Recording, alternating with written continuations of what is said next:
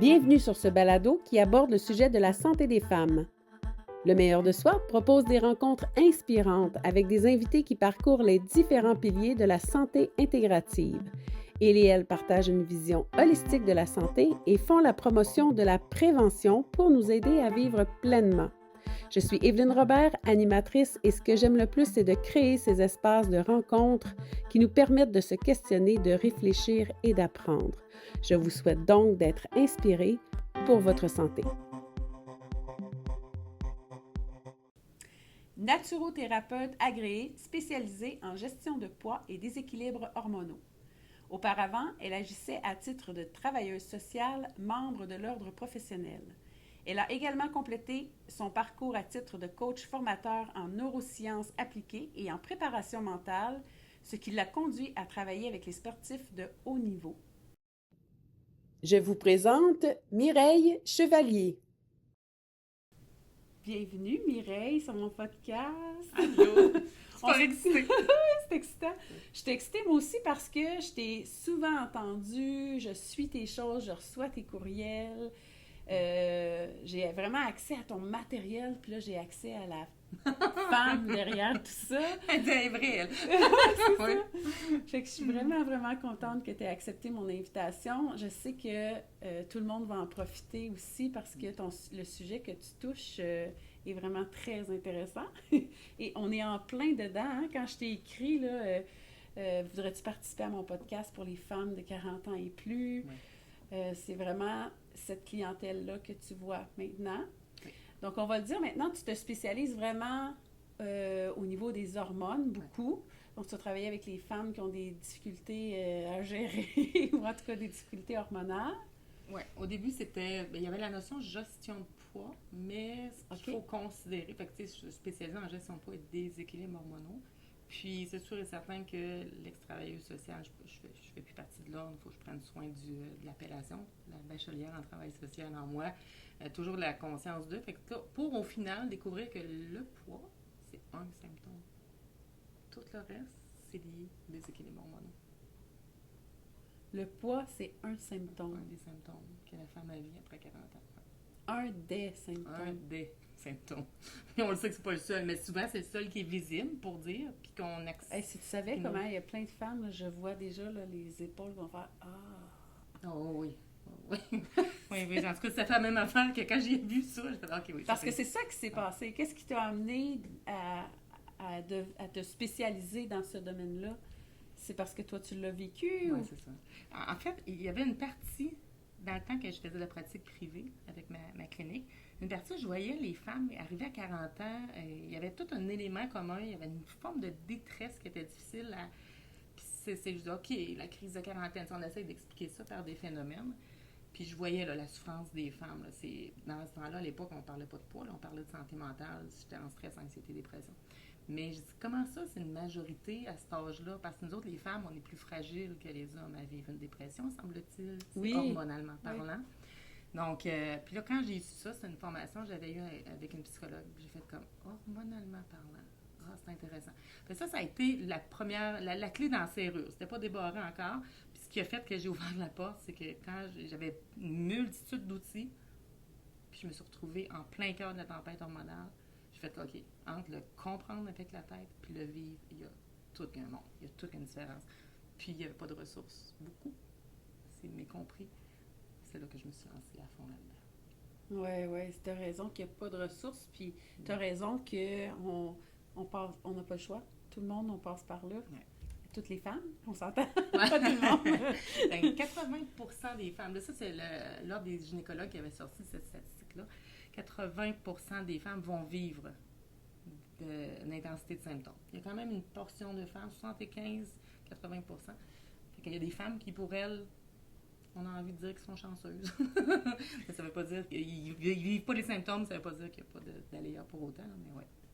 Puis ce que j'aime beaucoup dans ton message, c'est que toi, tu crois fondamentalement que les femmes, on a le pouvoir d'optimiser notre qualité de vie en se responsabilisant. Oui, c'est ça. C'est ça. Hein? Bien, il y a une notion de... Dans mon parcours, sur mon chemin, j'ai consulté des professionnels, puis ce que j'entendais, c'était comme, ça fait partie, c'est normal. Est-ce une forme de banalisation ou de la méconnaissance, tout simplement, de la problématique? Parce que, tout ça pour dire que les médecins sont excellents pour cibler un symptôme, répondre à une problématique. Mais n'empêche que il faut les aider, ces médecins-là, en prenant ses responsabilités soi-même, en prenant conscience que comment on fonctionnait avant, que nos hormones étaient à leur plein potentiel, qui nous supportaient dans notre fonctionnement. Il faut prendre conscience que notre corps a changé. Puis que si je continue à fonctionner de la même façon que je fonctionnais avant, mes hormones ne sont plus là pour me supporter. J'aime beaucoup l'idée d'aider le médecin, dans le fond. Oui, c'est ça. Parce que si on remet la responsabilité au médecin, ça peut plus aller. Bien, de toute façon, il n'y a pas assez de disponibilité. Il n'y a pas assez de médecins pour le nombre de femmes qu'on est, de toute façon, en plus. Puis c'est pas tout... Ben, c'est ça, exactement. Mais moi, je pense qu'on a une responsabilité par rapport à ça, là. C'est de dire, on peut pas dire... Tu sais, c'est facile parce qu'à un moment donné, il y a eu une vague où, avec l'automéno, ça nous a permis de faire une belle prise de conscience. On a eu des éléments qui nous ont permis justement d'éveiller nos consciences, de normaliser aussi, de dire, je suis pas folle, il y a quelque chose qui a fait du bien. Fait que après ça, on l'a vu, là, il y a eu une vague de j'ai ça. Fait que c'était comme, on remettait notre propre pouvoir entre les mains de la médecine. Faites quoi avec moi? Bien, on a du pouvoir là-dessus. Fait que c'est pour ça de dire qu'il y a des petites actions qu'on peut faire au quotidien qui nous supportent, qui vont venir atténuer les symptômes. Puis c'est ça. Moi, j'aime beaucoup me sentir en contrôle. C'est quoi les petits gestes qu'on peut faire au quotidien pour atténuer les symptômes? Bien, il y en a plusieurs dans les faits. T'sais. Puis moi, je dirais que le premier geste, puis c'est en même temps la première erreur qu'on fait, c'est de penser, c'est de continuer sur le même modèle qu'avant. Puis le premier geste qu'on doit faire, c'est de prendre conscience que c'est comme tu disais tantôt, c'est un changement qui est inévitable. On va passer par là. C'est une phase qu'on ait des symptômes ou pas, c'est sûr et certain que c'est une phase de transition que la femme vit. Là. C'est un cycle. Donc, de prendre conscience que c'est possible, ça, c'est le premier élément, de prendre conscience de son corps. Puis en fonction des symptômes, tu sais, moi, j'aime dire que, mettons, de façon imagée, c'est l'œstrogène, très imagé, l'œstrogène, la progestérone qui est à son pic, qui nous supporte dans notre système hormonal avant. Donc, quand elle chute, elle joue un rôle important. Elle vient foutre un coup de pied au derrière du cortisol. C'est très vulgarisé. Mais là, elle n'est plus là en grande quantité. Fait que le cortisol qui augmente, irritabilité, fatigue, insomnie, douleur physique, rage de faim, rage de sucre. Ah oui, c'est une conséquence. Faut pousser plus loin, mais je vulgarise. Je rends ça au plus simple. C'est une image qui est quand même intéressante. L'hormone, elle joue. Chaque hormone joue un rôle important. Puis l'hormone et la progestérone, c'est une des raisons pourquoi nous autres, les femmes, quand il y a le cycle, on tombe, l'œstrogène chute d'un coup, on a des SPM, on a de l'irritabilité. On vit les mêmes symptômes, mais sur 24 heures. OK. 72 heures. Mais là, c'est plus là. C'est une composante. On enlève ça. Elle avait une fonction qui était sexuelle aussi, mais une fonction qui était primaire. Puis elle aidait à chasser le cortisol, à baisser ça, à nous aider à gérer le stress. Puis c'est une des raisons aussi pourquoi on va ressentir davantage l'anxiété. Puis c'est une des raisons pourquoi on est plus fragile que les hommes. Plus sensible. Des dépressions. Donc, c'est un phénomène-là. Donc, tu sais, fait que là, de cette façon-là, la raison où je m'en vais avec ça, c'est de dire, OK, fait que moi, je peux pas, là, de façon, avec mon rôle, je peux pas, ça, c'est médical. On laisse ça au médecin, les hormones oestrogène, progestérone. Mais qu'est-ce qui, dans mon rythme de vie, dans mon hygiène de vie, fait que je contribue à augmenter le cortisol. Donc, mes choix alimentaires, boire du café le matin en se réveillant. Mon cortisol, il est à son pic à mon réveil parce que le rôle du cortisol, c'est de nous réveiller. Donc là, je vais venir prendre un café. Fait que là, ce que je vais venir faire, c'est le cortisol va faire il va chuter. Fait que je viens briser ce cycle-là. Donc, attendre 90 minutes que la courbe de cortisol naturelle de mon corps descende d'elle-même. Après ça, je viens prendre un café. C'est trop simple pour qu'on pense que ça marche. Puis 100% des femmes qui adoptent ça font comme je ne croyais pas. C'est simple, c'est vraiment simple. Je vais faire accessible. ça dès demain. Oui. Tu sais, l'alimentation, il y a ça, il y a beaucoup de choses. C'est de dire, le jeûne intermittent pour la femme après 40 ans, moi je dirais qu'à moins que ce soit sur un conseil médical, vraiment dans des conditions spécifiques, écoutez toujours le médecin, c'est la priorité, mais de conscientiser que déjà on est sous-alimenté, nous on ne mange pas assez de protéines, notre alimentation est défaillante beaucoup, la femme. Donc, si on fait un jeûne intermittent... En fait, t'es pas la première qui dit que les femmes devraient manger plus de protéines. Oui. Donc, si on n'en mange pas assez et qu'en plus, on va faire des jeûnes intermittents... C'est un stress pour le corps. Donc, comment qu'on va le vivre chez la femme? Comment qu'on le sait, majoritairement, que la femme, elle vit du stress? Là, elle va venir avec un ventre qui épaissit. Moi, je dis... je le dis, j'aime trop ça le dire. Ma coiffeuse, elle dit, hey, moi, Mireille, elle dit à 50 ans, elle dit, j'ai pas engraissé, elle dit, j'ai épaissi. Ah oui, c'est vrai qu'il y a beaucoup de femmes qui disent ça. Oui, c'est ça. Il y a beaucoup de femmes qui disent Fait que, ça. tu sais, ça, c'est une des informations parce qu'on a beaucoup de récepteurs de cortisol au niveau du ventre. OK. Donc, fait, tout ça pour dire que, justement, attendre 90 minutes, boire un eau citronnée en se réveillant le matin, question de détoxifier notre organisme, donner une chance un peu, déjeuner avec une protéine. C'est des œufs, là. Ben oui, je parle pas d'une tranche de steak, là. Steak and egg, non, là. Mais, tu sais, c'est ça. C'est des petites astuces. Donc, ça va avoir un impact au niveau de la gestion de l'insuline. J'aime donner l'image que si je donne de l'énergie long terme, qui est de la protéine, à mon corps pour faire face au stress de la journée, ben j'arrête d'envoyer mon corps à la guerre avec un fusil à l'eau. Donc, il y a plus de munitions pour faire face au stress de la journée. Donc, on voit que c'est des petites actions. J'arrête de boire du café 90 minutes. Je mange des œufs pour déjeuner. Déjà, j'ai beaucoup plus d'outils pour affronter. En tout cas, je suis plus armée pour faire face au stress de la journée. Au stress de la et journée. de diminuer ces fluctuations hormonales-là. Fait que donc, une des premières choses à faire, ce serait de diminuer le stress avec ces outils-là déjà. 70%, j'aime dire 40-60, mais c'est 70% assurément. Je dis 40-60, puis je vais éclaircir ce point-là pour... Puis 40-60 parce qu'on dirait que dans ma clientèle, j'interpelle toutes les superwomen.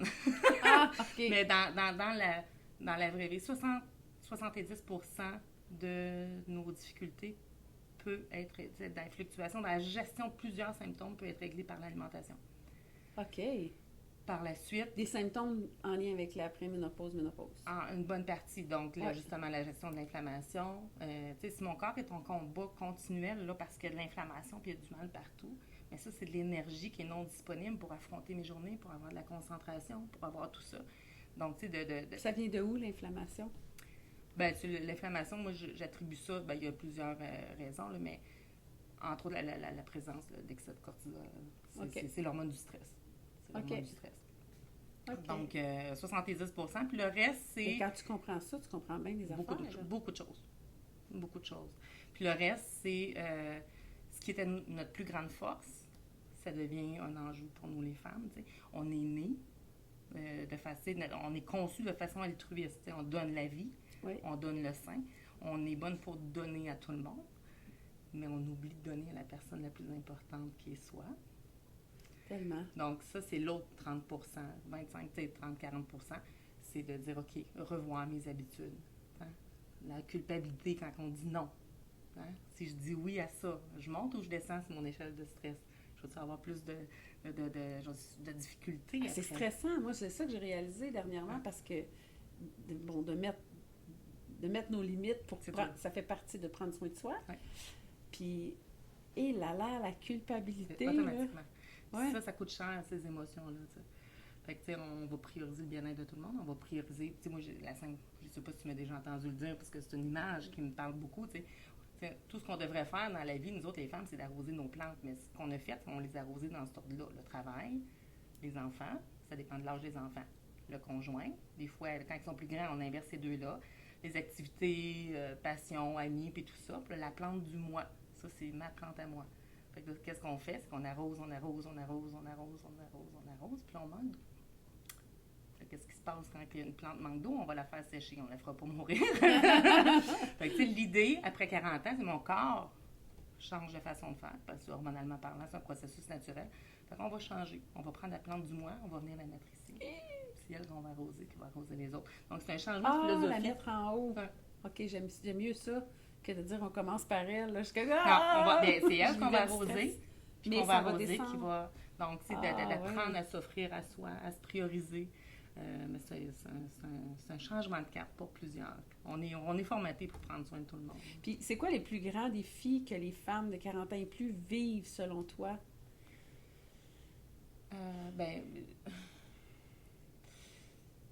Vas-y, précise ta question. Là, je m'en Par vais exemple, peut-être pas à la même place où ce que tu veux. Ouais.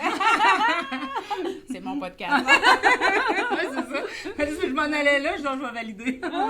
Mais en fait, il n'y a pas de mauvaise réponse. Tu sais, les gens qui qui te consultent, tu les vois arriver avec plein de défis. C'est quoi les principaux? À la base, moi, je dirais, c'est comme l'impression d'être brisée. Oh, j'aime pas ça dire ça, ça me fait mal. Mais c'est ça, l'impression de que c'est elle le problème. Qu'est-ce que je fais de pas correct? Un sentiment de désespoir. Je suis tout le temps fatiguée, j'ai pas d'énergie, donc elle se sent pas à la hauteur dans son rôle de maman, dans son rôle de conjointe. Donc, une espèce d'estime de soi, de dévalorisation qui est là.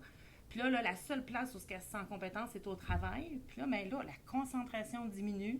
Le brouillard mental que ça fait que là où elle se sentait compétente, elle commence à se questionner. Fait que, tu sais, je te dirais que ce qui est commun à toutes, c'est la souffrance de ça, de l'incompréhension.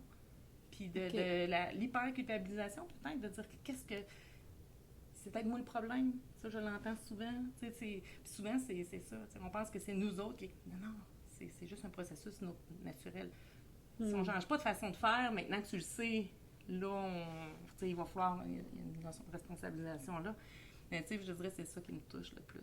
Puis, est-ce qu'un des défis pourrait être l'entourage? Dans le sens que... Je ne sais pas pourquoi, là, ça vient de monter, mais...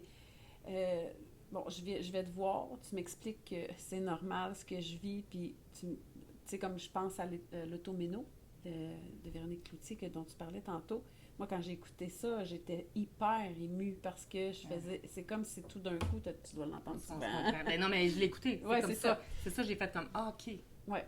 Alors, à partir du moment où il y a ça, après ça, tu te dis, OK, comment je ramène ça chez nous? C'est-tu un défi, ça? Une des moi je dis des souffrances parce que je trouve ça tellement souffrant pour les femmes, c'est premièrement, elles se sentent jugées et incomprises de l'extérieur. C'est-à-dire, ils ne sont pas heureuses, les femmes. Ils ont des... Elle dit, elle m'a dit, c'est comme si j'avais un tueur en série, là, avec qui je cohabitais. Elle dit, mon chum, je l'assassine 2 fois par jour, tu sais. Je trouvais ça drôle. Mais elle dit, ça me rend malheureuse. Ça me rend extrêmement malheureuse de voir composer avec cette irritabilité-là. Donc, tu sais... On se reconnaît plus, on se juge.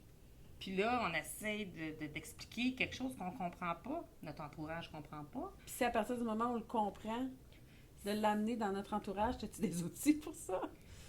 Tu sais, comment... Tu sais, parce que, je veux dire, il y a la phase, selon moi, où on se comprend pas nous-mêmes. Il y a la phase où on va voir Mireille, que là, on fait comme, tu sais, OK, je comprends, j'ai des outils, tout ça. Puis, parce que moi, je sentais l'importance d'être... Tu sais, maintenant que je me validais, je continuais de sentir l'importance d'être validée. Tu sais, j'ai assis mon chum puis mes enfants devant la TV, puis j'ai dit, vous écoutez ça? Il y a quelque chose qui fait du bien d'essayer d'expliquer que les autres comprennent que c'est pas nous autres qui est brisé. Oui. Voilà. Puis en même temps... Et c'est une difficulté? Peut-être que... là, ma réponse, ça va être biaisée parce que moi, ce que je vis, c'est comme présentement, c'est 200 clients qui sont ensemble, qui vivent la même réalité. Cet aspect-là de validation, je pense qu'elle le retrouve. Moi, c'est ça. Je pense qu'elle le retrouve. Il y a quelque chose qui fait du bien. Puis le fait de se sentir normal, on se bat plus avec cet ennemi invisible-là, d'essayer de dire non, c'est pas moi le problème. Tu sais, dans le fond, c'est un peu ça. C'est comprends-moi, là, c'est pas volontaire de ma part. Il y a quelque chose que. C'est ça qu'on essaie de dire quand on. C'est comme le besoin de se faire valider, puis peut-être de s'excuser un peu de quelque chose qu'on comprend pas. Mais ça, je le témoigne moins, mais l'isolement, c'est se sentir sur une île déserte. Ça, au début, avant qu'ils viennent dans ma cour, c'est quelque chose qui est dans ma cour. Ah, ben c'est bien dit. C'est très bien dit parce que tu parlais de fleurs tantôt, t'arrosais, la cour, ça fonctionne, ça marche, tout fonctionne. Mais pour vrai, donc, il y a une communauté. Donc, c'est vrai, le fait de se retrouver en communauté entre femmes, d'échanger, ça doit faire une différence. En fait, en fait, il y a une notion de sécurité qui est là. Tu dis, OK, je me sens comprise, puis sans même m'exprimer. Tu sais, parce que souvent, on se sent toute seule. On personnalise beaucoup. Il y a quelque chose qui est libérateur. Tu sais, de dire, c'est correct. Puis honnêtement, c'est drôle parce que... Mais c'est drôle, pas sûr. J'avais un homme qui m'avait dit, My God, Mireille, je sais pas comment tu fais. Moi, j'ai juste une femme ménopausée. Puis il dit... Je suis pas capable de je dis, moi, j'en ai 2 ici, ça va super bien. Parce que c'est dans cette communauté-là, d'en entendre. Puis, tu sais, même les femmes, dans cette compréhension-là, il y a quelque chose qui fait du bien. Tu sais, d'être ça calme. Puis tu fais comme, puis même, je l'entends, là, des femmes qui disent, je l'ai expliqué à mon chum, il a compris que c'est comme, tu vois, là j'ai eu un mauvais réflexe. Là, je me sens comme ça, j'ai ignoré tel besoin. OK. C'est correct. Puis même là, au début, les chums sont bien sceptiques, puis là, ils finissent par se dire, ouais, c'est bon, puis ils viennent qu'à contribuer à leur façon de dire, comment ça va aujourd'hui? Tu sais, là, puis ils prennent soin là-dedans, je trouve ça beau. C'est le fun. Ça passe par la compréhension de soi, tu sais. Puis les symptômes doivent varier d'une femme à l'autre, parce que là, on parle beaucoup de l'humeur, parce que c'est surtout ça, je pense. Le fait qu'on se reconnaît pas, le fait qu'on a comme l'impression d'être habité par quelqu'un d'autre, le fait que... C'est ça, justement, le reportage l'Automéno, je pense que ça l'a détaboutisé beaucoup, ça a eu un impact. Puis c'est représentatif, tu sais. Il y a une femme qui elle va arriver, puis là, je m'en allais à quelque part, mais je vais prendre soin de mes madames en disant ça. Tu sais, il y en a qui sont dans le mode performance, je vais y aller. Dans un mode performance, on est dans l'ignorance de nos besoins, de l'écoute de notre corps, des signaux qu'ils nous envoient. Okay. Fait que, tu sais, ces femmes-là, mes superwomen qui ont appris juste à prendre soin des autres, pas d'elles-mêmes, mais eux autres vont avoir un party de symptômes vraiment pas le fun. Puis souvent, ce que ça fait, c'est que pour se faire entendre, le corps a besoin de hurler, donc hurler par les symptômes. Fait que, tu sais, l'irritabilité, ça peut naître, le brouillard mental, tu sais, moi, le corps est intelligent, là. Le corps, sa priorité, c'est pas de perdre du poids, puis ça, je le répète souvent, c'est d'assurer sa survie. La survie, elle se passe où? Entre les épaules et le pubis, les organes sont là. Ils veulent préserver ça. Fait qu'en dehors de ça, c'est quoi? C'est OK, ma capacité, ma clarté mentale, ma capacité à gérer mes émotions. Fait que, tu sais, il y a tout ça qui joue. Fait que, l'humeur, oui. Les douleurs articulaires, on va voir des maladies inflammatoires s'installer, la fibromyalgie, maladies de l'intestin.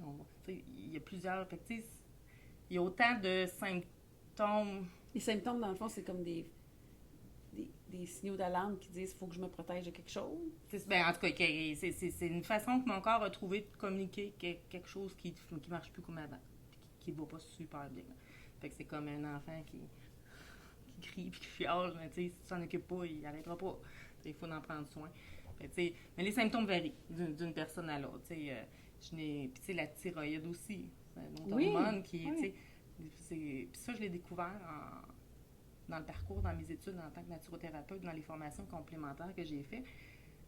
La thyroïde, c'est très relié à l'hormone. J'en ai quelques-unes que c'est de naissance, mais la plupart, c'est soit suite à une grossesse, qui ont dit que le problème de thyroïde est arrivé, ou à la ménopause. Fait que, quand tu comprends tout ça, tu fais comme OK. Fait que ça n'est un symptôme, pour ça que je te disais ça. OK. Puis est-ce que l'alimentation peut renverser la vapeur ou en tout cas ralentir la dégringolade? Puis c'est très rapide, là. Pour une bonne partie des femmes, je dirais que dès la première semaine, après 4 jours, ils commencent à mesurer des bénéfices. Parce qu'on va avec des principes d'alimentation anti-inflammatoire. Puis, ce que ça fait, mais c'est ça. Quand ton corps, il est pas, quand tu n'as pas toute ton armée de soldats là, qui combat de l'inflammation, mais là, ils sont capables puis on a de l'énergie qui est disponible. Donc, déjà, une diminution des douleurs. J'en ai une en 3 semaines, elle n'avait plus de migraine. Je suis pas en train de dire que ça fait des miracles. À chacun, c'est... Non, mais c'est des exemples. Mais c'est très, très rapide. Puis, j'imagine que le corps n'ira pas à la même place pour tout le monde. Il y en a une qui c'est migraine qui va arrêter, l'autre, c'est ça. Puis, on y va vraiment par l'identification du déséquilibre hormonal. OK. Un profil plus insuline, eux autres, ils perdent du poids bien rapidement. Tu as un profil. Oui, on a une identification au niveau des déséquilibres par rapport aux symptômes. Donc, je ne suis pas dans le domaine médical, encore une fois, ça appartient à la médecine, ça, c'est à eux d'évaluer. Mais, tu sais, on a 12 zones hormonales sur le corps, de façon, quand je suis en présentiel, je vais venir avec une petite pince pesée, pincée, puis ça va me définir, définir le profil. Mais je ne sais pas si tout le monde l'utilise dans cet esprit-là. Non, c'est parce que j'ai déjà vu ça. Oui, c'est ça. Mais quelqu'un qui prend du poids d'un peu partout, puis que c'est juste les poignées d'amour ici, là, un profil plus insuline. Quelqu'un qui est pincé du ventre, qui a des symptômes, maux de tête, migraine, saut d'humeur, insomnie, parce que ça vient avec une composition corporelle. Okay. Ça vient aussi avec des symptômes. Ça va être un profil cortisol. Fait que insuline perd du poids bien rapidement, puis lui, on voudrait tout être comme lui. Fait que c'est le profil le moins aimé des cortisol et des oestrogènes. Cortisol, il va avoir une amélioration. Dans tes groupes de femmes, il y a... on a 3. Fait qu'il y en a qui... mes insulines, ils se cachent parce qu'ils perdent du poids super rapidement, puis l'amélioration des symptômes, c'est tout de suite. Ils ont un désavantage, ils reprennent le poids plus rapidement s'ils ne font pas attention. OK. Ils n'ont pas tout. Cortisol va avoir une amélioration quasi immédiate au niveau de plusieurs symptômes. Donc, ça va être plus un symptôme. Puis c'est logique parce que le corps, sa priorité, c'est de combattre l'inflammation. Mm-hmm. Après ça, il va se réparer. Après ça, il va perdre du poids. Fait que là, du moment qu'on enlève l'inflammation, les symptômes diminuent de façon considérable, le corps se répare. Après ça, les cortisols vont se mettre à perdre du poids de façon plus régulière. Donc, tout le monde, c'est pas pareil. Puis, oestrogène, ça, c'est celle que j'ai envie de serrer dans mes bras, de bercer, d'aimer fort, parce qu'on travaille beaucoup la résilience. C'est un des profils qui est le plus difficile, qui est plus lent au niveau de la perte de poids. OK. Puis, c'est-tu plus lent aussi au niveau de la réaction aux symptômes? Non. Ils vont en voir. Eux autres, c'est sûr et certain que dans leur cycle hormonal, et ça va diminuer, ça va atténuer beaucoup, mais tu sais, dans le cycle, dans la période. Ils sentent plus au niveau de l'humeur, par exemple? Ou ils vont avoir de l'atténuation beaucoup au niveau de la gestion de l'humeur, au niveau de. L'énergie, peut-être? Ben, tu sais, des fois, ça va être le sommeil, ça va être les migraines, parce que les migraines, c'est très hormonal aussi pour une bonne majorité. Fait que, tu sais, c'est ça. Tu sais, mes oestrogènes, là, je te dirais que beaucoup d'empathie puis beaucoup d'amour. C'est-tu un gros pourcentage d'oestrogène, non? Puis comment, si quelqu'un veut se reconnaître, estrogène, c'est qui Oestrogène, hanches. Moi, j'ai un bel oestrogène. Moi, les hanches, les fesses, les cuisses. Une majorité, c'est l'amas graisseux. Là-dessus, c'est souvent le cas des femmes qui ont une petite taille et des bonnes hanches. Là. OK. C'est pas rare. Puis, une caractéristique, eux autres, ils ont de la cellulite. Là, en arrière. OK. Je suis en train de dire ouvertement que j'ai de la cellulite, ça, c'est pas cher. non, n'aime pas ça. Mais c'est ça. Puis, tu sais, ce qui arrive aussi, la femme en la ménopause, c'est une majorité, c'est des profils cortisol parce que l'oestrogène diminue, justement. Puis, une migration des cellules adipeuses, donc toutes les cellules graisseuses qui migrent vers le ventre. Donc, à un moment donné, moi, c'est soit cortisol ascendant oestrogène, parce qu'on n'est pas un profil pur, ou c'est oestrogène ascendant cortisol, mais c'est en train de migrer. OK. Fait que c'est ça. Ah, c'est vraiment intéressant. Fait que toi, dans le fond, c'est la première chose que tu fais, c'est d'analyser, de faire un profil avec, pour savoir s'ils sont... Vu que c'est vu que c'est en ligne, je vais faire une analyse avec un questionnaire vraiment symptomatique. Puis, tu sais, comme je dis, c'est pas un diagnostic, c'est des indicateurs. Oui, c'est ça. De dire un excès de cortisol, mais c'est logique. Tantôt, je disais que les femmes, on est plus vulnérables que les hommes à faire une dépression ou de vivre l'anxiété. Bien, mettons juste de dire ça descend, le cortisol augmente, mais c'est l'excès de cortisol qui nous amène dans un état de dépression. Fait que si lui est en prédominance, c'est un peu l'explication logique que je donne qui fait qu'on est plus vulnérable aussi. T'sais. Ben oui. Fait que, on identifie ça. J'ai viré à gauche dans ma question. On identifie ça. Puis là, tout de suite après, on débute la phase avec une phase, un programme alimentaire. Le programme alimentaire, est-ce que tout le monde a le même ou encore là, c'est adapté selon ton profil? C'est... il y a des bases qui doivent être pareilles. Oui, c'est ça. C'est la même parce que, tu sais, la première évaluation, ce que j'amène, c'est dur d'établir une certitude quand toutes les lumières dans ton panneau de bord sont allumées. Fait que là, OK, on a une hypothèse et ça pourrait être une dominante cortisol, par exemple. Donc là, on va faire une semaine. C'est en 2 phases. C'est comme ça que tu Fait que là, on va le faire comme ça. Puis après 3 semaines, on va réévaluer. Puis c'est motivant pour les femmes parce qu'après 3 semaines, ils voient hey, j'ai plus ce symptôme-là, j'ai plus ce symptôme-là. Fait que là, pour celles que ça persiste, là, on va peut-être, on va suggérer toujours avec l'accord du pharmacien puis du médecin des produits supplémentaires, mais pas tout de suite. Moi, quand que le corps collabore, moi, je préfère que le corps de la femme puisse retrouver ses propres pouvoirs. Oui. Donc, je travaille toujours par le biais de l'alimentation puis la gestion du stress puis des habitudes de vie. Mais dans certains cas, on va peut-être supporter avec le médicament. Ouais.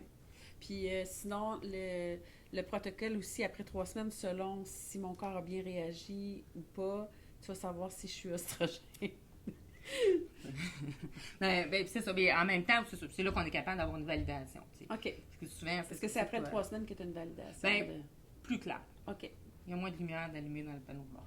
Parce que, tu sais, il y a des indicateurs de vivre de l'irritabilité, ça appartient autant au profil cortisol qu'au profil oestrogène. Oui, c'est ça. Ça dépend des périodes. Puis ça dépend aussi de l'évaluation que moi je fais, tu sais. Je pourrais être irritable une fois dans le mois, mais c'est pas dans ma nature d'être irritable une fois dans le mois, puis que je trouve ça terrible, tu sais. Fait qu'il y a des notions aussi. Puis c'est là où ton mantra arrive. Oui. Mais ça, je le dis tout le temps. Ça, c'est... Moi, je pense qu'il y a une phrase qu'on devrait tous se répéter. En fait, la philosophie de vie, c'est d'apprendre à être douce avec soi, d'apprendre à accepter que c'est ça ton approche, la philosophie, c'est ça. La base de... On commence par être doux. Ben, tu sais, puis c'est ça. Le mantra, c'est tout doux minou. Que ça c'est rendu indéniable. Il y a deux slogans. Ton trademark. Ouais, c'est ça. Ben, non, mon trademark, celle-là, c'est mon patois, ma... Fait que là, dans le fond, il faudrait qu'on se répète ça. Tout doux, mais tout doux. C'est un mantra à se répéter. Puis là, ce qui est très, très drôle, c'est dans la gang de femmes, ils disent tout le temps, OK, ça, c'est-tu Mireille Proof? C'est l'ingrédient, c'est tout. Parce qu'il y a beaucoup, beaucoup d'aliments qui sont inflammatoires, puis qu'on ne sait pas. Fait que là, les femmes, ils disent, OK, ça, c'est-tu Mireille Proof? Je dis Mireille Proof. C'est très, très drôle, mais ça me donne trop d'importance. Oui ou non? Non. Mais fait que, c'est ça. Mais tout doux, c'est d'apprendre à être douce. Hein, oui. Ah oui, ça sont malheureux s'ils sont pas de sens de l'humour. Puis je pense qu'il faut rire aussi. C'est un des meilleurs médicaments antidépresseurs. Je dis médicaments, là, mais c'est médicaments naturels. Le rire, ça fait du bien. Il y a quelque chose qui est là. Puis une gang de femmes ensemble, ça rit. Oui, on est... Puis moi, je suis admirative parce que, tu sais, c'est tout qu'un parcours. C'est pas facile. Tu sais, quand tu as fonctionné d'une certaine façon, là, je dis 40 ans et plus, mais il y en a qui arrivent des fois. J'en ai une dame, là, elle a 72 ans. Et là là! Ça fait 72 ans, puis accompagnée d'essais, erreurs. Tu sais, il y a des fois des parcours qui ont été douloureux, difficiles. Fait que, tu sais, ce changement de cap-là, tu sais, d'adhérer à une nouvelle façon d'être et de vivre. D'adhérer et d'accepter. Aussi, il y a beaucoup d'acceptation dans tout ça parce qu'on a été quelqu'un, puis on ne sera plus jamais ça parce qu'on est ménopausé, donc on n'est pas la même femme. C'est pas la fin d'une vie. C'est une transformation, c'est ça. C'est le début d'une nouvelle. C'est d'apprendre à être. Puis, mais à 72 ans, c'est quelque chose. Oui, c'est magnifique. Les femmes sont magnifiques. Genre. Est-ce qu'il y a des erreurs que les femmes font? C'est-tu une erreur? Quand on ne sait pas que c'est une erreur, on ne peut pas dire que c'est une erreur. Mettons qu'on part de là. Okay. Mais maintenant qu'on sait que la fatigue, l'irritabilité, les migraines, les sauts d'humeur, les douleurs physiques, maintenant qu'on part avec le fait de la fatigue, l'insomnie, l'après-midi, je rêve de mon divan, d'une sieste. Donc, ça, c'est des symptômes. Fait que là, à partir de là, on le sait.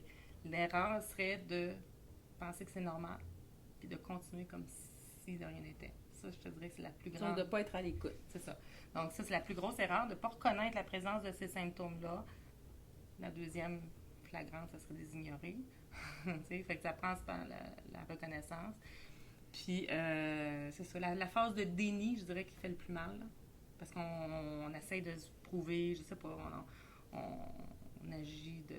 Moi, j'aurais pas de symptômes. Moi, ça va. Ça, puis c'est pas ça. Puis, ou, ben, tu sais, d'être complètement dans la dissociation que j'appelle, puis de... Faut que... j'ai une grosse période au travail, j'ai une grosse... tu sais, là, que tout le monde est tombé au combat, moi, je peux pas tomber, moi, je peux pas lâcher. Fait qu'ils vont pousser au bout de leur limite. Puis, finalement...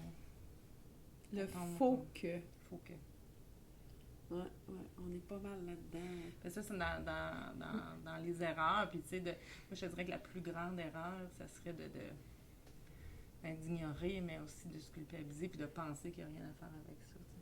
Ça, c'est une erreur de pensée, mais en tout cas. Puis, des idées, ou, tu sais, est-ce qu'il y a des... que tu... Peut-être que... Je vais y arriver. Tu me fais du bien. Y a-t-il des idées préconçues ou des mythes ou des... Tu sais, les femmes... Soit que les femmes arrivent avec ça ou on va y aller dans les deux. Tu sais. Les femmes qui arrivent dans ton bureau avec des idées préconçues, des mythes, y a-t-il quelque chose qui revient souvent? Puis je vais aller dans une deuxième question. Est-ce qu'au niveau de la société... Ouais, c'est ça. Ouais, c'est ça. Je sais pas si tu as vu mon post cette semaine. Ouais, j'ai fait un post là-dessus cette semaine, ça m'a vraiment choquée.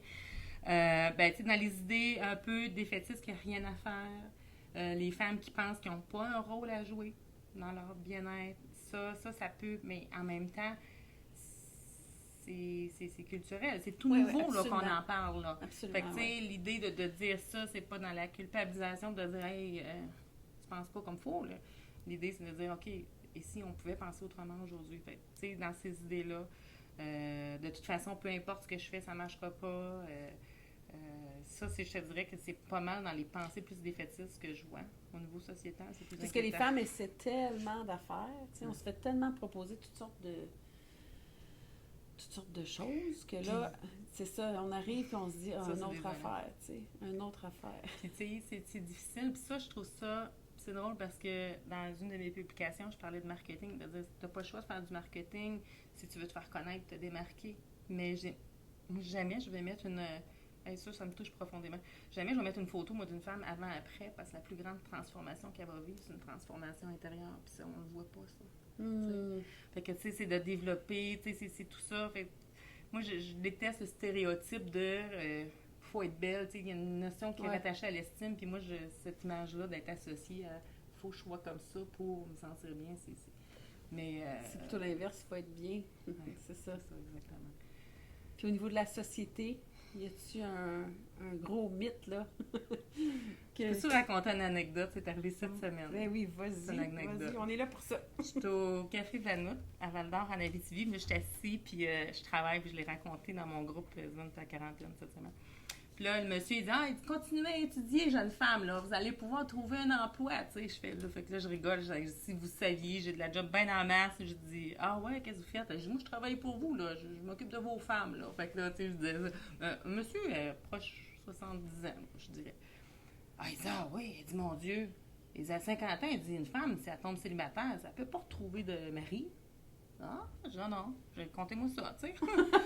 Il dit, non, il dit, vous êtes bipolaires, là, vous autres, les femmes, là. Puis là, écoute, mot pour mot, ce qu'il m'a dit, puis j'étais comme... il me dit, puis en plus, il dit, plus d'hormones, il dit, il n'y a plus rien qui coule en bas, là. Là, j'étais comme, c'est vrai, mes oreilles saignent, j'ai pas entendu ça. Je dis, êtes-vous mariés, vous? Il me dit, non. Je dis, vous allez finir célibataire. Bonne réponse. J'ai fait comme... Mais, pauvre monsieur, en même temps, c'est... manque d'éducation. Manque d'éducation, sûrement un peu de souffrance, il a peut-être vécu de la misère, tu sais, je suis pas allée au fond des choses, honnêtement. Mais c'est quand même, ça reflète, ça veut dire que c'est pas un cas isolé, là. Fait que, tu sais, puis encore là, moi, c'est dans l'automéno, l'hystérectomie, c'est parce qu'on était hystérique. Quand j'ai entendu ça, j'ai fait comme non. Fait que, tu sais, moi, c'est dans les préjugés. En fait, ces messieurs, moi, je pense que les messieurs font aussi leur gros possible parce qu'ils voient leurs femmes se transformer, ils voient leurs femmes souffrantes aussi. Ils ne diront pas parce que les hommes, souvent, vont garder beaucoup pour eux. Je parle d'une majorité, là. Je ne veux pas dire que tout le monde c'est comme ça, mais moi, j'ai vu mon chum, tu sais, dire ne pas me reconnaître. Tu sais, moi, je disais, je me reconnais pas. Puis de dire, ben, va voir le médecin, il y a sûrement quelque chose. Tu sais, eux autres aussi, donc, il y a un gros manque d'éducation à ce niveau-là encore. Et comme tu dis, l'automéno a fait une grosse job, vraiment, vraiment. Là, si les hommes l'ont écouté, vraiment, ça a changé. Ils se sentent démunis, possiblement impuissants. T'sais, on peut pas toutes les mettre parce que, tu sais, moi, j'en ai des conjoints, là. T'as beau savoir, mais quand ça arrive dans ta maison... C'est ça, exactement. C'est ça. C'est exact. Tu sais, je le voyais à l'œuvre. Là, j'avais fait le lien avec les formations que j'avais eues dans mon bureau quand j'étais travailleuse sociale. Je me suis dit, mon Dieu, ça n'a pas l'air évident, ce passe-là. J'avais beaucoup d'empathie, je pouvais les guider. Mais quand tu le vis, là, tu sais, c'est une autre histoire, là. C'est violent. Tu peux pas... C'est le mot qui monte, c'est violent. C'est vraiment ça. Puis c'est ça. Tant que tu l'as pas vécu, tu sais pas. J'avais, à l'époque, parce que dans mes premières années de travail social, j'avais une jeune femme qui était travailleuse sociale.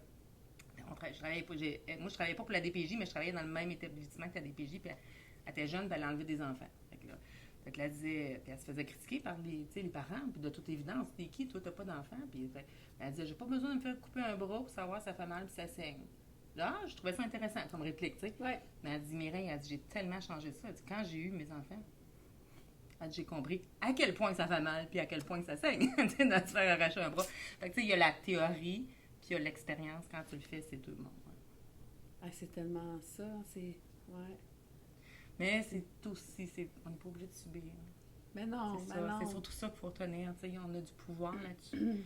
Tu sais, des femmes qui sont sans médicaments. Puis là, je je dénigre pas la présence puis l'aspect essentiel de la médication. Non, parce qu'il y en a qui en ont fait ça, vraiment besoin. Fait que ça joue un rôle, mais le premier réflexe devrait être de mettre des choses en place. J'arrive là, donc, tu sais, de savoir d'avance. C'est pour ça, moi, qu'un jour, je voudrais qu'on s'adresse aussi aux jeunes pour leur dire d'avance, c'est quoi les cycles de la femme pour que quand elles vont arriver là, qu'elles sachent d'avance, c'est normal. Tu sais, ça aurait-tu été rassurant de savoir d'avance? Nos mères, ils ne savaient pas ça. Ouais. Ils ne pouvaient pas le savoir, c'était pas éduqué. Puis, tu sais, de savoir aussi, tu sais, avec les jeunes filles, on pourrait même, on en reparlera, mais tu sais, de comprendre qu'on n'a pas la même énergie tout au long de notre cycle. On a une énergie qui est différente. Fait que, tu sais, de dire, OK, mais nous autres, en tout cas, pour une bonne majorité de femmes que j'ai rencontrées sur mon chemin, on prend tout le temps des décisions en fonction de notre meilleur. On pense qu'on va tout être capable, mais on a, tu sais, dans le haut de la côte, mais là, qu'est-ce qu'on est dans le bas de la côte? Ces journées-là, c'est plus difficile. Donc, tu prends plein d'engagements, puis quand tu arrives en bas... C'est plus difficile à soutenir. Ouais.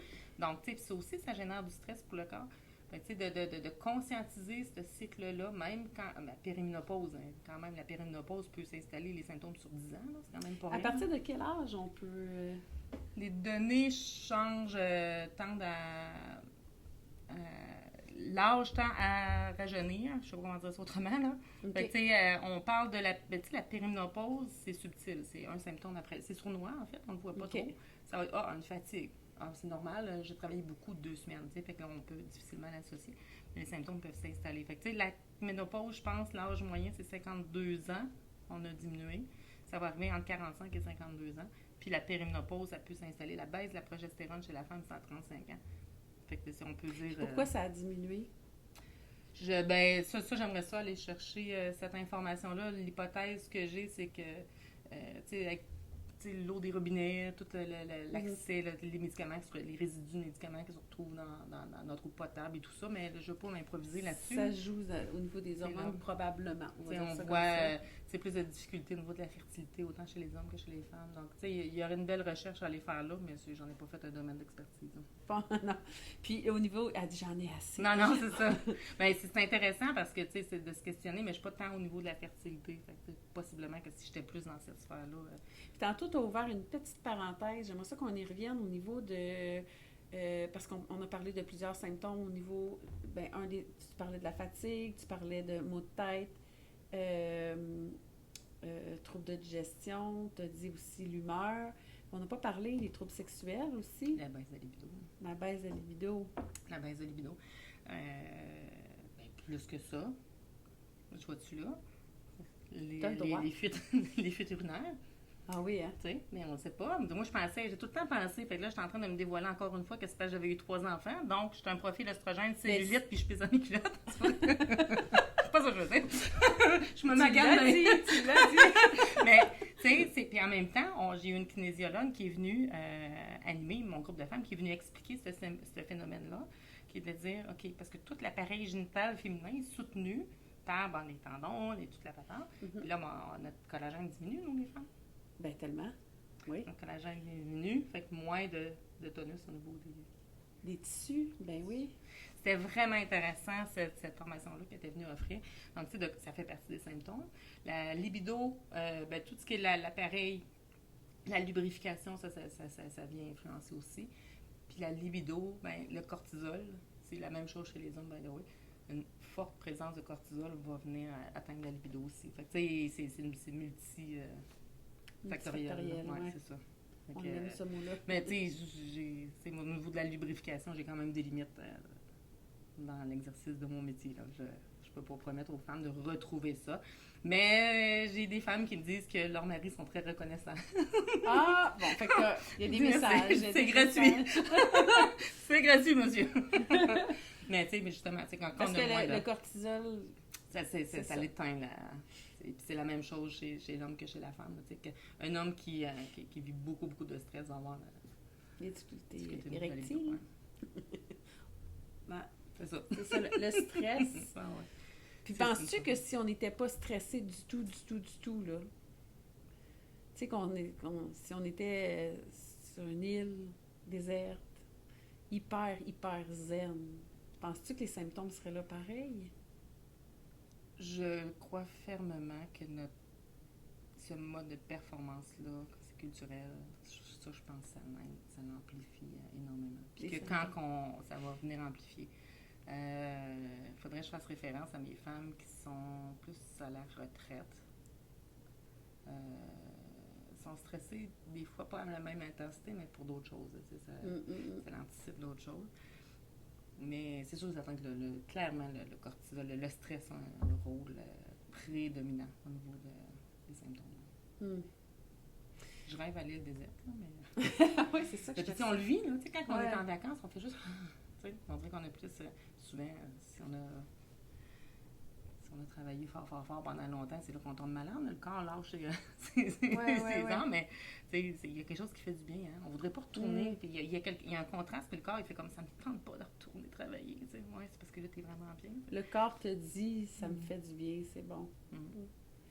Toi, Mireille, qu'est-ce que... Tu sais, là, je vais te donner... C'est une question piège, non, une question spring. C'est que... Comment je vais te l'amener, cette question-là? Qu'est-ce que tu aimerais que les femmes que tu côtoies, je vais te parler de tes 200 femmes, là, ou les autres avant, ou les futures, qu'est-ce que tu aimerais qu'elles se disent en se regardant dans le miroir? Mais ce qui monte là, profondément, c'est même si c'est juste une action, dans l'intention de prendre soin de soi, juste une, tu sais, vas-y, puis attends pas que tout soit réalisé puis atteint avant de t'aimer. Tu sais, honore ton corps, honore tout ça, c'est facile à dire quand t'es pas dans la tempête, ça, je suis d'accord. Mais, c'est ça, je pense qu'il y a une partie d'apprendre à s'aimer, à aimer notre corps, à le remercier, c'est notre véhicule qui nous a amenés là jusqu'à maintenant. Il m'a peut-être pas fait prendre, j'ai peut-être pas pris tout le temps les bonnes décisions, j'en ai peut-être pas pris soin tout le temps, mais je peux-tu juste l'aimer, là, pour l'instant, là? Parce qu'on est tous à 10 livres, du bonheur, même quand on a de notre poids santé, fait, tu sais. Je me dis, pourquoi attendre quoi que ce soit pour s'aimer, être douce avec soi-même, être... Le remercier de nous avoir amenés jusque-là. Tu sais, c'est gros, là, on l'a malmené, là. On peut y faire une lettre de pardon si on veut. Non, mais tu sais... C'est sûr qu'il pourrait y avoir sans doute quelque... le corps pourrait bien réagir à ça, ça c'est sûr. Il y a de la douceur, tu sais, puis s'aimer. Mais c'est ça, s'aimer, même si on est parfaitement imparfait, il n'y a pas de perfection, là. Tu sais, de se raccrocher à des idéaux qui sont impensables, c'est de se faire violence à la limite, là. Et on peut-tu juste l'aimer? Il n'est pas comme j'aimerais pour tout de suite, hashtag, ça fait pas mon affaire, c'est temporaire. Si je prends soin de moi, ben, j'aime dire aux femmes que la perte de poids, c'est la conséquence positive de prendre soin de soi. C'est ça. Fait que c'est un geste d'amour, par-dessus un autre geste d'amour. C'est une décision en but de m'aimer un peu plus qui va nous amener dans ce chemin-là. C'est tellement plus doux de le voir comme ça. Faut ça, c'est doux. Déjà. C'est mon slogan. Tout doux, Minou. Oui, tout doux, Minou. Parce que c'est dur, tu sais. Puis moi, j'amène les gens à s'identifier, mes femmes à s'identifier, tu sais, mes profils à la lettre. Les autres, là, ils n'ont pas de misère à suivre un programme alimentaire, mais ils vont être durs avec elles-mêmes. Ils ont beaucoup de culpabilité, ils vont vivre l'anxiété de performance. Donc, on peut-tu juste s'enlever ce cadre-là, déprendre ce carcan-là, puis s'autoriser le droit d'apprendre, d'être. Des journées que ça ne sera pas, mais c'est comme la météo. Des journées c'est ordinaire. Ah ouais, c'est ça. Ça fait partie du parcours. Je ne fais pas de moi une mauvaise personne ou une moins bonne personne. Puis, toi, je peux te voir, si je veux te voir, mettons, je peux te voir en individuel. Faut que je commence par te voir en individuel avant d'aller dans un groupe ou c'est... Aujourd'hui, en fait, j'ai monté des programmes en ligne, parle de l'individuel seulement. Puis là, aujourd'hui, j'ai différents niveaux d'accompagnement. Parce que les programmes, je les ai bâtis premièrement, j'ai monté ça de sorte à ce que le programme, j'aurais aimé avoir pour comprendre. Moi, j'ai besoin de comprendre. Si ça fait du sens, je vais acheter. Si je sais pourquoi que c'est pas bon de prendre du café en me réveillant, si je comprends pas pourquoi moi le prendre mon café en me réveillant. Je te dis que je vais attendre 90 Non, mais tu verras, tu m'écriras. Fait que tu sais, j'ai mis dans un parcours tous les éléments pour que la personne vive une progression. Fait que tu sais, il y a un parcours individuel, il y a un parcours un peu plus autodidacte. Un parcours avec du coaching de groupe où on va plus en profondeur en fonction des problématiques vécues. Puis j'ai un autre programme qui est avec de l'individuel. Mais tout ce qui est pour pour les femmes qui veulent venir en individuel, je les fais passer quand même par le parcours parce que toute la démarche est expliquée. Pendant les rencontres en one-on-one, on n'a pas besoin de parler du programme alimentaire, on n'a pas besoin de parler de ce qui est le contenu général. On peut aller directement à ce qui est attribué, ce qui est spécifique à la personne, mettons. Donc, on n'a pas fini de parler d'hormones, de ménopause. Faux. Il y a des faux négatifs, des faux positifs. Ça, c'est un faux positif. Y a-t-il encore des choses à apprendre, tu penses? Tu continues-tu d'apprendre des nouvelles choses, dans tous les outils que tu... Parce que tu continues à te former. Oh oui, non, pas le choix. Puis il y a toujours des avancées. Ben, tu vois, comme même si je ne peux pas prescrire d'hormonothérapie puis tout ça, j'ai quand même fait la formation avec Dr. Sylvie Demers pour aller chercher la compréhension. On va dire, OK, qu'est-ce qui... Puis, peut-être de guider les femmes vers une référence aussi. Fait, je pense qu'on a une responsabilité en tant que professionnel. Mais dans le temps que j'étais avec l'autre professionnel, on n'avait pas le choix de faire des formations continues. Puis ça, c'est quelque chose à quoi j'ai adhéré. Fait, c'est exactement la même chose. C'est tout ce qui est l'aspect... puis tu sens que ça continue d'avancer. Tu sens qu'il y a encore des avancées dans ce domaine-là. On n'a pas fait le tour encore. Bien, je pense qu'on est au tout début, là. Oui. Honnêtement, en tout cas, justement, avec l'automéno, ça leur a permis ça. Ça fait qu'on voit de plus en plus on a vu une docteure... J'aime ça, entendre ça. Il y a une docteure qui a parlé dans la presse de dire c'est plate. Elle dit il faut que je l'amène sur l'aspect lucratif, mais elle dit ce que ça coûte, la ménopause aux entreprises.